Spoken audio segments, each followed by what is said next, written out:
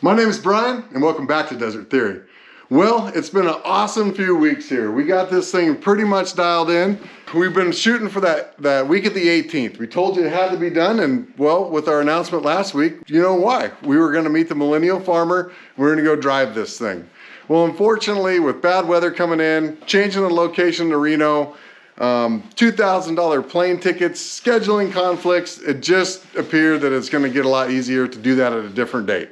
So we kind of have an open night. We were gonna be loading this thing in the trailer.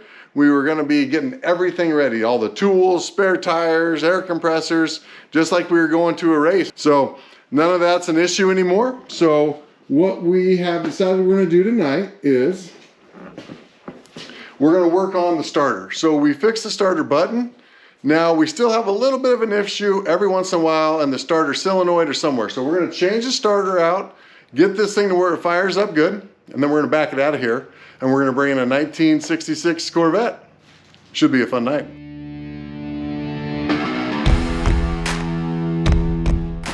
Okay, so let's back off with the spare tire. Okay, like we've talked about a few times, we're just getting kind of lucky. So the starter on this car, because it's a mid-engine, is very, very accessible. So all we had to take off was the spare tire to get to it. It's probably one of the quickest starter swaps you could do.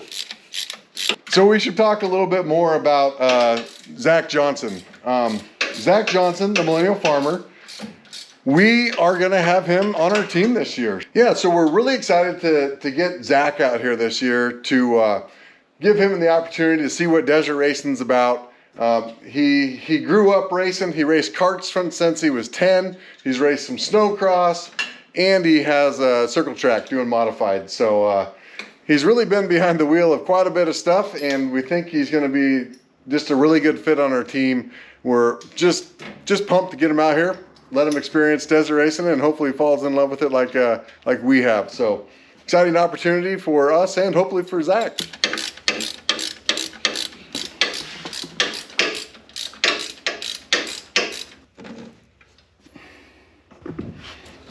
All right, get the old one out. More, oh perfect.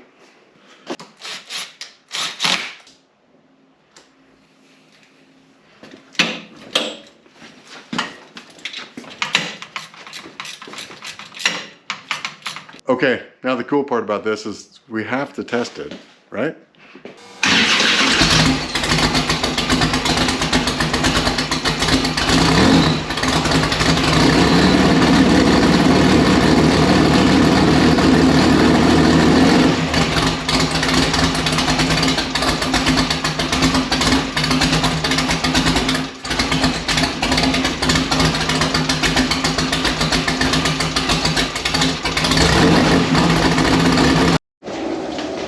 So if any of you have ever smelled 110 race fuel, it just smells different. It smells super cool. But you'll notice that we did open the doors and we turned on the exhaust fan because this used to be a paint booth. So we will get the exhaust out of here and not working it all night, just so you know. Actually, speaking of that, another thing that we didn't talk about the other night, when I was editing, I edited out a little bit of our brake line. So when we pressurized the brake lines with air pressure to push the brake fluid through, we used this regulator to drop it down to 15 pounds. So we didn't put a full air compressor, 110 pounds through that. So just make a note of that. We should probably put a warning on the other video.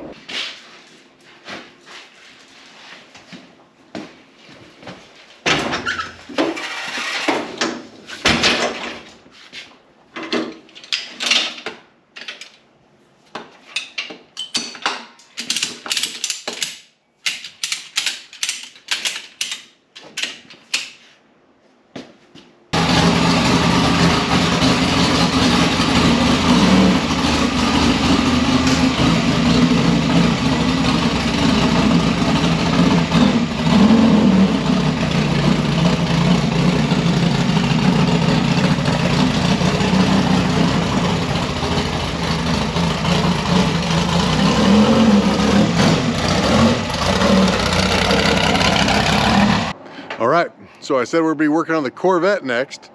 Kelly's gonna tell us a little bit about the Corvette. Yeah, Brian, so I went to put the snowmobiles away, parking them up in front of this car last weekend, and I went to get in the car, and there was nothing. Turned the key, nothing. And so checked the battery voltage, and it had good voltage, but nothing happened when I turned the keys. This is a 66 Corvette that my dad bought in the early 70s, and so it's been in the family a long time. Growing up, doing a lot of car shows, and cruise-ins and stuff. My dad autocrossed it, so it's a pretty special car. It's you know, special to our family, I guess I should say. So Awesome. yeah. Well, let's see if we can get this thing running because it sounds pretty cool.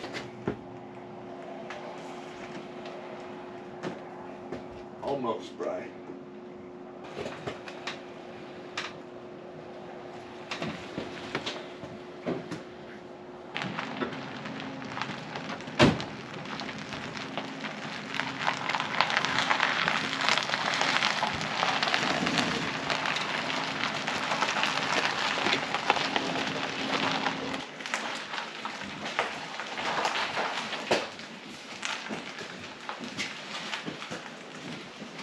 So I swear I had this thing reading at about 13.5 volts. I have a battery maintainer in here to keep it maintained when it's parked. So, I mean, I don't know, I was running around last weekend trying to put everything away. I might have been mistaken. So what I found here when we got here was that the battery's at about 9.5, 10 volts. So it's dead. Yeah, 9.5 volts. So this little onboard charger, kind of trickle charger, is not working. So I'll have to take a look at that.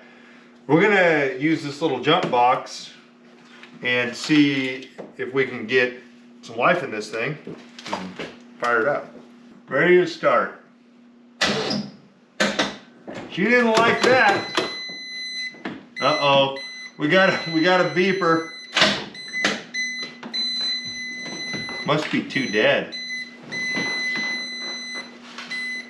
Hey, all right. Okay, so that didn't work. We're gonna get a big charger on it. We'll get that thing charged up for a little bit, and we kind of thought of a fun project, so we'll go start that. Okay, we got the Corvette charging on 12 high. Thing.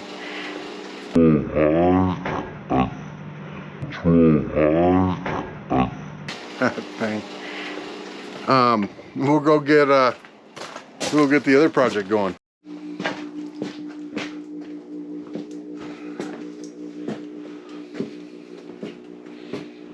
Yeah? All right, we'll go get a light bar on. We might have a night race.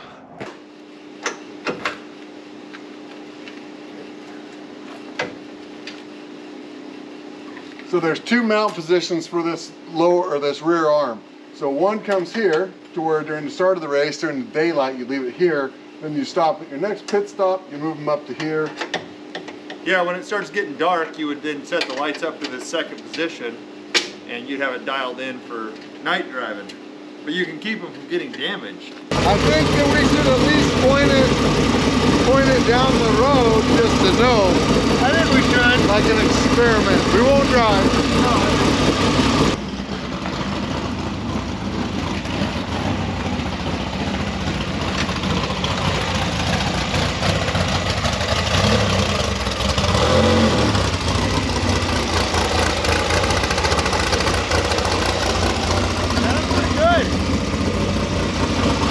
Yeah, and that's the real mission, the two lights up front.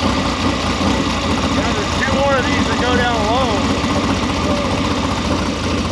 We use a little help aiming, but they're not too bad.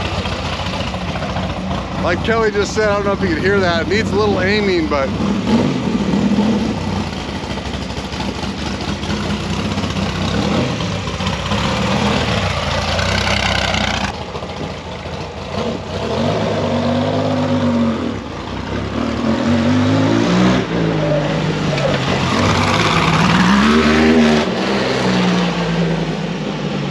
All right, we'll see if we have any juice in the battery here.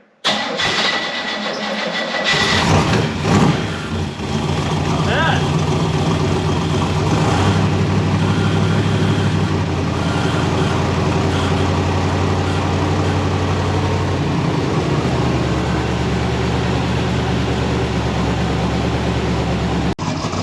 Kelly's dad, Bobby, bought this car as a wreck.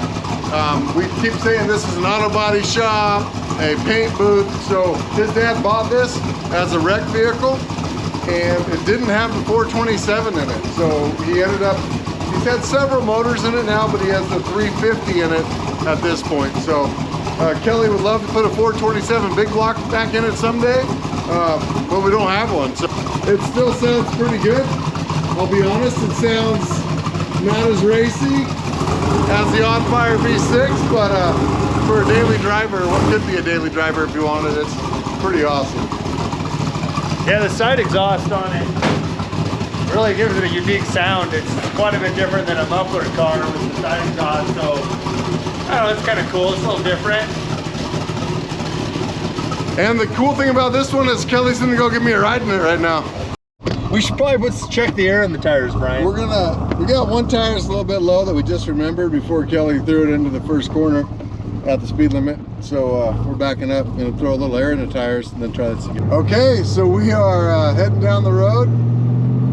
This car is fun. It's just fun to ride in, it's fun to drive. It's just sounds cool, looks cool.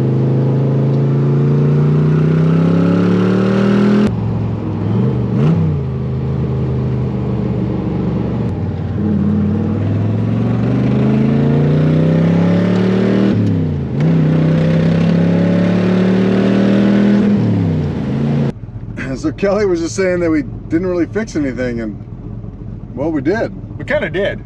Yeah, we need a new battery charger. We found that out. Yeah, we need a new battery charger. So successful night working on the Corvette and driving it, making sure it was working.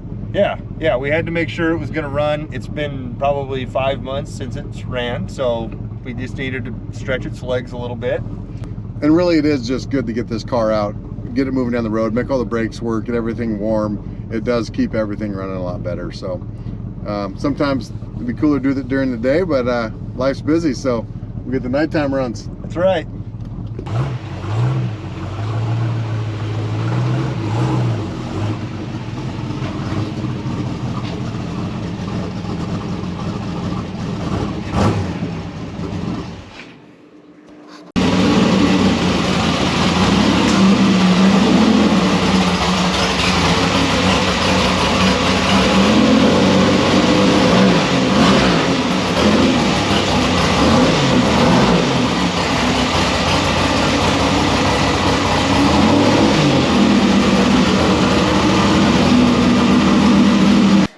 Successful night. Kind of just screwing around, really, but it was fun. Did you want to talk to him about these HID lights, Brian, at all?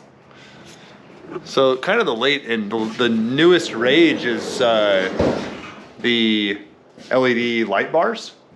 Everybody's kind of running the light bars, and these are like an HID light. So they have a ballast in them, and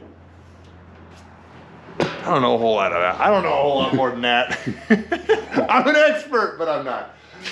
So yeah, so this was kind of the best light you could buy back in like 10 years ago, before they had really good LED technology. So they're bigger, they take a little bit more power than an LED. They put out a lot of light. Some of the LED stuff puts out a lot of light. I know that technology's come a long way, but it's kind of cool to rock it old school though. Kind of fits. Kind of matches the car, yeah. Yeah, it fits the car. Yeah. So like Brian was saying, there's 2 more of those HIDs that mount up here. It's all wired up for it, and I think would they mount up here or were they down here? I don't know. I guess they could probably go either way, but. And then the dust lights. Oh, and on those, I noticed when I turned them on, the 2 center ones were spots, and then the 2 floods on the sides. So no, you couldn't tell from outside the car. You could sure tell from inside the car, though, if that's the case. Yeah. So the spotlights get you really far depth, so high speeds, 100 miles an hour, you could see far enough. You're not going to outrun your headlights. So yeah. Well, it's only 11, so we probably should go get the front headlights too. We were talking about it, but I think we better just do it. Sure like the way it looks with lights. There's actually a possibility of us doing one night race this year, so it's kind of fun to put them on. Car looks really cool, and just decided we should do it tonight. Like I said at the beginning of this video, way different than we had planned. We were planning on loading up the car, getting everything ready to go run the car with Zach Johnson. Ended up a huge change of plans, and we ended up out here changing the starter and kind of messing around with the Corvette. But we sure had a fun night. Hope you enjoyed it too. Thanks for watching. Please like and subscribe.